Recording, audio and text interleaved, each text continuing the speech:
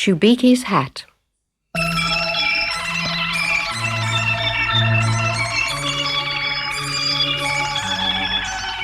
Shubiki had been saving her money for a long time to buy the most beautiful hat she had ever seen.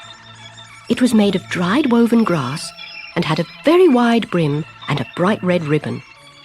Shubiki would often walk past the shop window where the hat was displayed, just to make sure it was still there. One winter morning, Shubiki found she had at last saved enough money to buy the hat. She went into the shop and tried it on for the first time. "It really suits you," said the shop assistant, "and it goes so well with your coat." Shubiki knew the assistant could not possibly mean that, because the hat did not fit very well, and it certainly did not go with her winter coat. But nothing was going to stop Shubiki wearing her hat. She was determined to wear it every day. As Shubiki left the hat shop, there was an enormous clap of thunder, and the rain poured down in bucketfuls. She made for the bus stop, but as soon as she joined the queue, the rain stopped and the sun began to shine through the thick black clouds. Suddenly, tiny green shoots appeared all over her hat.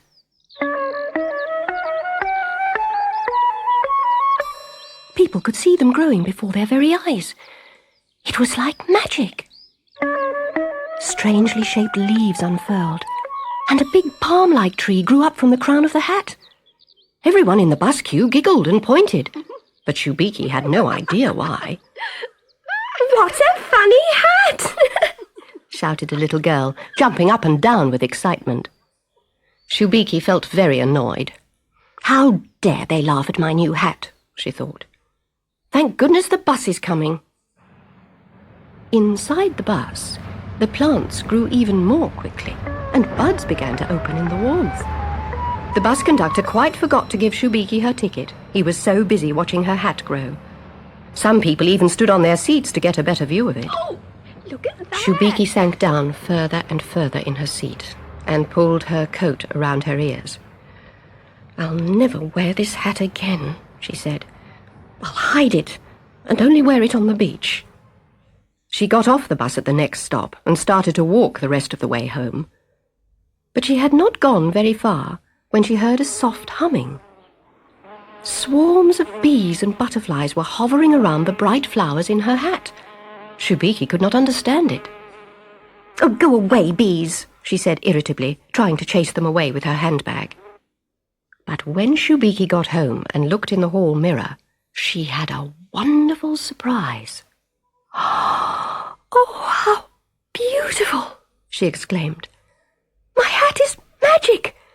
My hat is magic! No wonder people stare at me, and bees and butterflies come buzzing around me." She jumped up and down with delight. "Even more reason to wear my hat every day."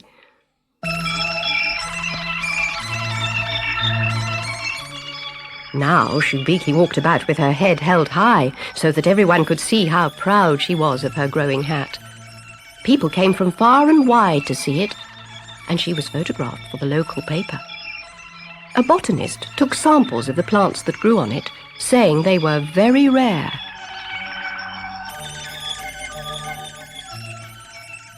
One day, Shubiki went to the agricultural show. As she was admiring a cow with a big red rosette round its neck, it began nibbling the fresh green grass that grew on her hat. In her battle to get away from it, she took refuge in the fruit and vegetable hall. She sat down for a quick nap, but was woken 10 minutes later by the judge, who awarded her the first prize for the best strawberries in the show.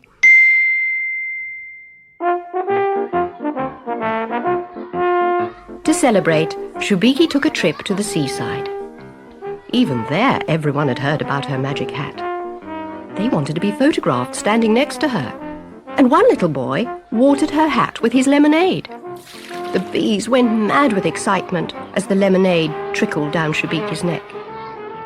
They irritated her so much with their tickly little feet that at last she exclaimed in exasperation, "I don't want to be famous anymore. I just want to get away from everybody. I want to go to a quiet little island, just me and my hat, and nobody else." So Shubiki ran into the sea and swam out as far as she could. Suddenly, a huge wave swept over her, knocking her hat right off her head.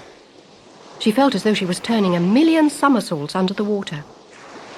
When at last she surfaced, gasping for air, she found her hat tossing about in the waves near her. But the hat seemed so much bigger than when she last saw it.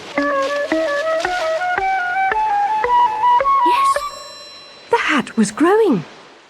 Even the trees and flowers were getting much bigger. Wait for me, hat! She shouted. As Shubiki clambered aboard, the wind whistled around them and blew the hat further and further from the shore until it was quite out of sight. At last, the wind died down and the sea grew calm. By now, Shubiki's hat was the most beautiful tropical island, bathed in glorious sunshine.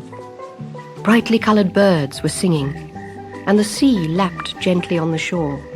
Shubiki was happy on her tropical island. No more cameras, no more noisy pointing children, no more gaping faces. She made herself a new hat out of grass and built a house from driftwood and leaves. But as the days went by, Shubiki grew lonely, and she wanted to share her beautiful island with everyone. So she wove a huge sail out of leaves, and on the first windy day, she hoisted it up a palm tree. The island slowly started to move. Shubiki sailed her island for nearly a year, until at last she saw the shore. It's Shubiki! It's Shubiki! Shouted everyone from the beach as she came closer.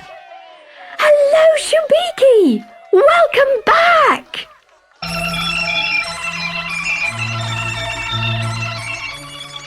She was so pleased to see them.